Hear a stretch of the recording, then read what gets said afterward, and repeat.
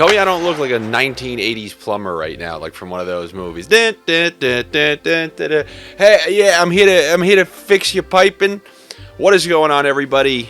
There's a reason I got this hat on. Because the Hartford Whale are going to be making an appearance on today's episode of the show. It's Andy. I'm back with you for some Tuesday bets. How did Monday go? Well, you know the old saying, the overtime giveth and the overtime taketh away. And they certainly taketh away last night. I mean, that Calgary game, up 3-1 with 2 minutes left. 2 empty net goals. You know what's funny? When they let in that first one, I actually secretly was excited because remember the calculated sniff I gave you where I went Calgary minus 1.5 over 5.5. I thought the 3-2 would get us to 4-2, but it didn't. Another goal was scored, but it was not by those Calgary Flames. I mean, that one went down in flames, pun intended. And then Minnesota, classic low-scoring game, and then went to overtime in a shootout. Minnesota almost buried one with 5 seconds left. You go to the shootout, skills competition. Kings did come through. I told you I signed, sealed, and delivered. I'm out on the Sabres all season long. The final definitive statement is in, so I guess it was good to see that. But for this Valentine's Day, I have a whole new series of bets for you. And how do you guys handle your Valentine's Day betting? I mean, Lord knows you're not taking the night off because that's not even an option for this crowd. You're watching this video, that means, I don't care that it's Valentine's Day. I don't care.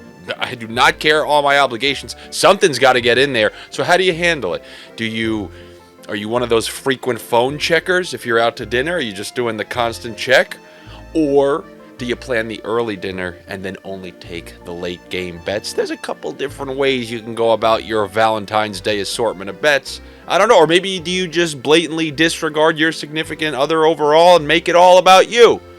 Who knows? That sounds like you might have a problem if you're doing that, and if you do, you should probably call 1-800-GAMBLER. They are there to help you if you have a problem. You guys should not be ignoring your significant others just to make random bets on the Hartford Whalers on a Tuesday night, because that is one of my picks. Should we go to my first pick? Of course we should, but it's not going to be the Whalers. It's going to be the DraftKings Sportsbook promotion. You bet $5 on any one of these games. DraftKings Sportsbook will credit you with $200 in free bet credits as long as you're over 21 and you're located in an area where sports betting is permitted. So the first pick I'm going to give you is not the Hartford Whalers, actually, and for those new bettors, because I do know that we have some of those, a bunch of those on here, the Hartford Whalers were a hockey team that played up in Hartford and then moved to Carolina. But first I'm going to be looking at that Stanley Cup rematch, and a rematch from a game from last week, a game that I thought the Lightning were going to win. You guys remember, take this lesson into next year, the playoff elimination revenge game. If a team eliminated you from the playoffs, that first game on home ice against them the following year, you saw this night one with the Rangers. We've seen it many times throughout the course of this season, and we saw it the other night with the Lightning, who were eliminated by the Stanley Cup champs in their effort for a three-peat. And now I'm looking for Colorado to return the favor. That was an embarrassing beating, a 5-0 loss.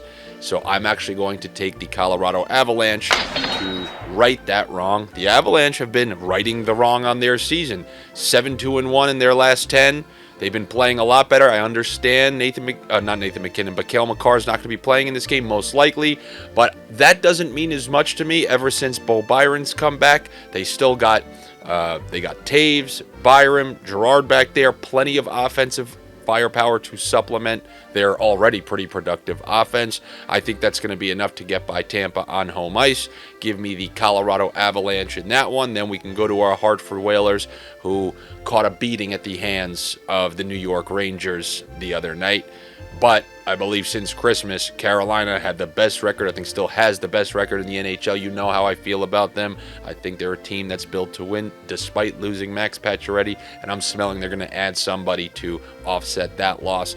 But tonight in a game against Washington, who you guys know, I said it early in the year. I said it midway through the year. I'm sticking with it all year. They're the same slow team that's been eliminated in the first round of the playoffs ever since they won the Stanley Cup, and they're still rolling that old core out there. To me, they're a thoroughly unimpressive team. Carolina is an impressive team. Let's go with the Carolina Hurricanes in that one.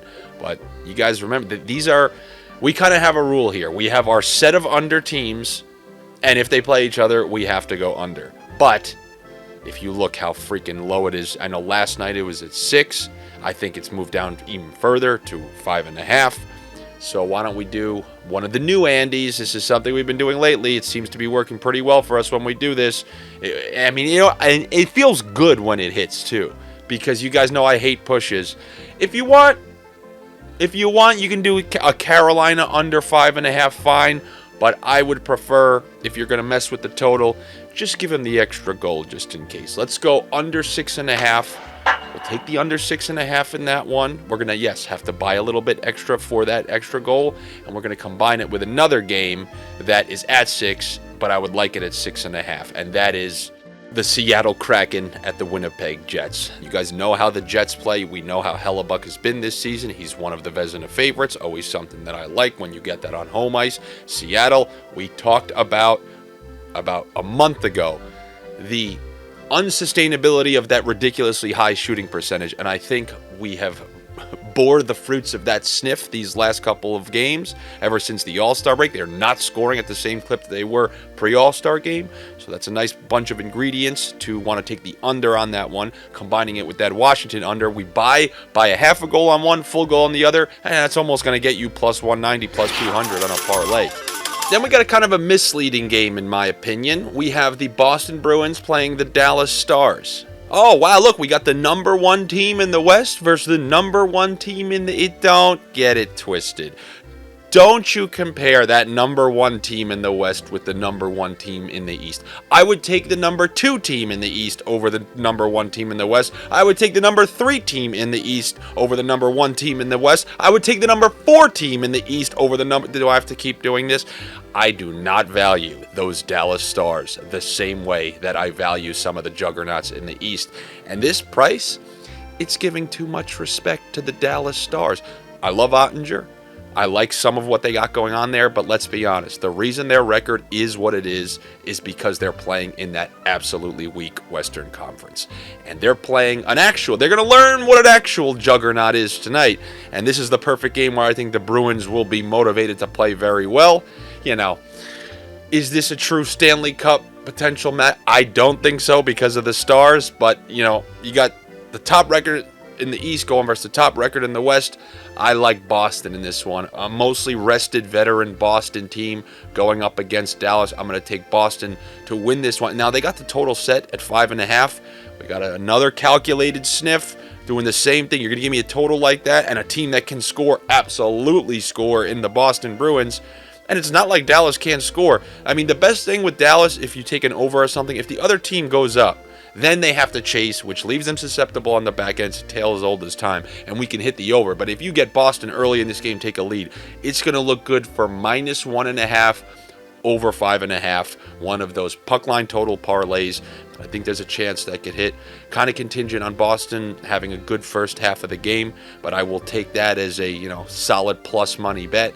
Wouldn't be upset if you wanted to do that in the Carolina game as well. If you wanted to take Carolina minus 1.5, over 5.5, and I know, we bought the other one down. I just think it's because they caught a beating at the hands of the Rangers the other night. Maybe it makes me think they're going to kind of push a little bit offensively, but whatever. That's if you want to take that one.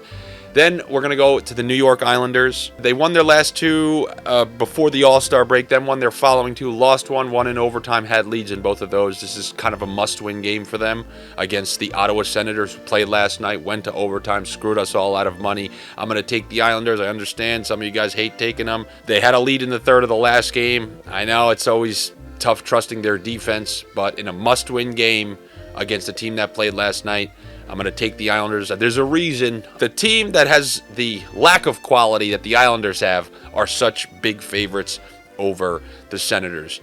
You remember when they played the Senators in Ottawa?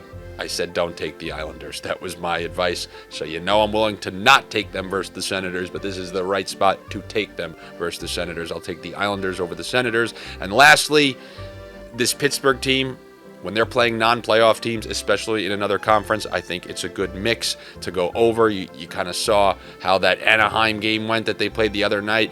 It was 3-1 after the end of the first, and they got smacked by the Kings the very next night.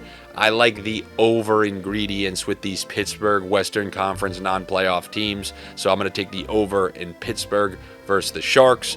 Don't mind a Hurdle, Meyer, even Logan Couture. If you want to take a point prop on any of those guys, I can get behind that. But that's what I got for you on this Valentine's Day. Hopefully these picks love you as much as I do.